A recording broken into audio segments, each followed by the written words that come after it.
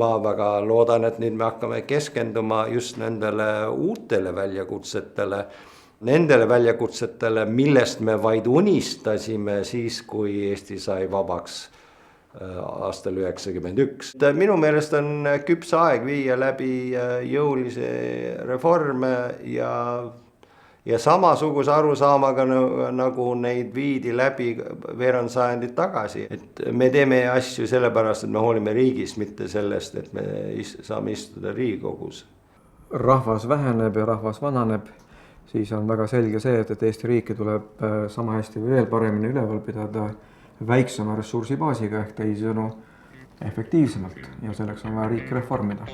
Kaasamise hetkeseis on see, et nominaalselt öeldakse, et tuleb kaasata ja seetõttu, kui meile tuleb ja aega on, siis ikka kaasatakse, aga ta ei ole selline nagu mõtestatud ja eesmärgipärane. Võib-olla hakkasime oma riiki liiga suurte riikide eeskujul ehitama, et meid on ainult 1,3 miljonit ja juurde ei tule pigem ja vähemaks. Riigi administratsioon on nagu, võiks võrrelda nagu õunapuuga, et selleks, et head saaki saada, tuleb seda kevadel tagasi lõigata. Aga ma ei ole seda meie riigis nagu näinud.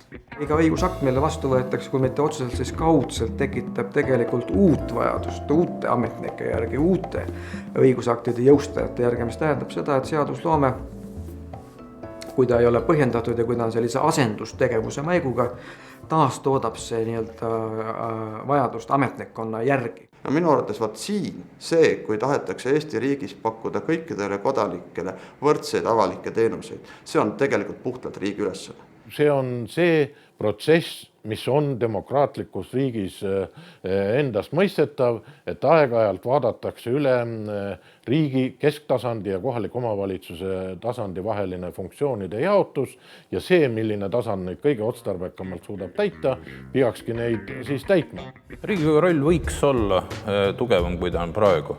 Ja see ei ole võib-olla niivõrd õiguslike mehhanismide, vaid Eestis kujunenud praktika tõttu niimoodi. Riik peab arenema kogu aeg ja riik peab olema ühiskonna arengu eestvedaja, aga mitte sabassörkija ja oma tahte kehtestaja. Kuidas julgustada? Ega, see on nüüd päris hea küsimus ausalt öeldes. Kuidas jänest julgustada? See on, ma ei tea, porgandit anda. See on keeruline küsimus. Kuidas julgustada? Ma ütlen, kõiki küsimusi ja probleeme ei pea kaaluma kaalukausside peal viib, toob ääli. Kõiki ei pea.